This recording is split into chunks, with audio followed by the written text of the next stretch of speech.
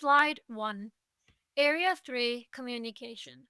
Curriculum Framework for Children and Young People with Visual Impairments, CFVI. On this slide is an animated image of a document. The left top corner is dog-eared. Slide 2. What is the CFVI?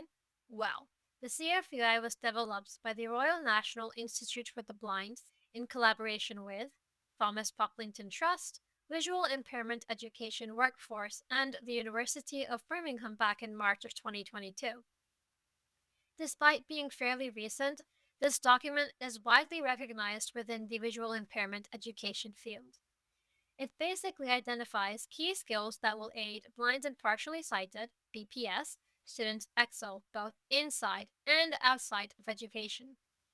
Research has found that children who are taught these skills at an earlier age find it way easier to transition into independent adulthood. The CFVI outlines 11 important teaching areas, some of them being reading, orientation and mobility, and independent living skills. Our presentation will focus on Area 3, communication. On the right side of the slide is an image of a young boy with his guide dog and a cane. They are standing in a grassy patch.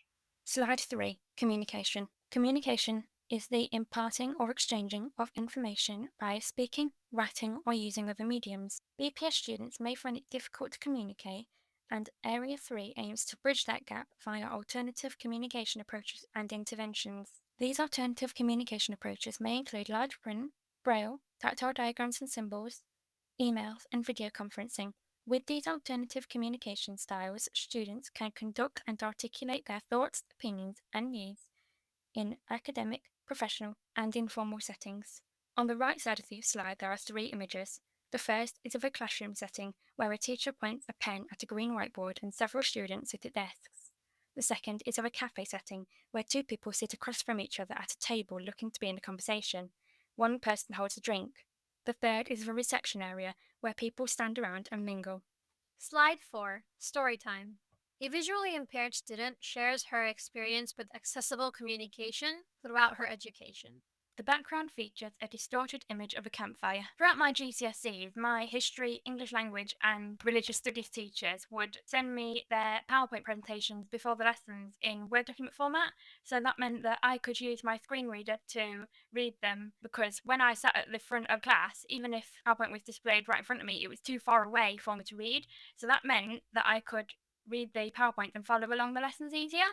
They also did that with the booklets and any worksheets. So my screen reader does not work well with PDF or Microsoft PowerPoint. So them doing it in Word document format meant I could easily use the worksheet and booklet, which were vital for the lesson. During my science classes, my support worker would be able to use an embosser if the diagram were planned in advance. So for example, if the teacher was to inform her before the lesson that we needed a tactile diagram, she would draw it on paper, on this special paper, and use an embosser to raise the lines, so I would be able to feel the tactile diagram. That meant I could really explore scientific diagrams in a way that worked for me. And obviously, because the embosser is a big machine, it was harder to use in the classroom. So that meant when the diagrams were more spontaneous, for example, the teacher would draw on the whiteboard, the support worker would use a special type of tactile paper called German film, which would be able to be drawn on with a biro and a special mat. The diagrams, whether they were drawn on German film or using the embosser, were also labelled with large print or braille labels, which depended on my specifications, of course. Sometimes I chose to have them labelled in large print, other times I chose to have them labelled in braille.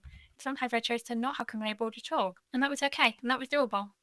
And that meant I was able to really explore and enjoy science in an accessible way that worked for me and my unique needs. Lastly, I want to discuss training that I experienced with my computer science teacher. He specialised in accessible technology for visually impaired students.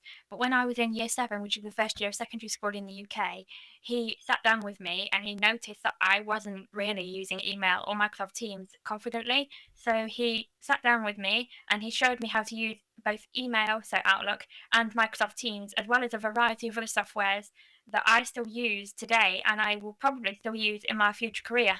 Slide 5. The background features a distorted image of a valley. Conclusion.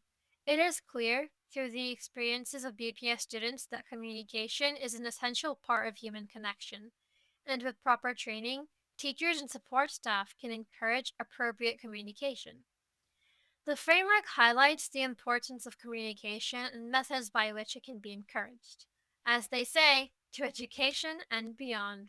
This presentation was presented by Faith and Khadija for the Thomas Pocklington Trust Student Voices Group. Thomas Pocklington Trust logo.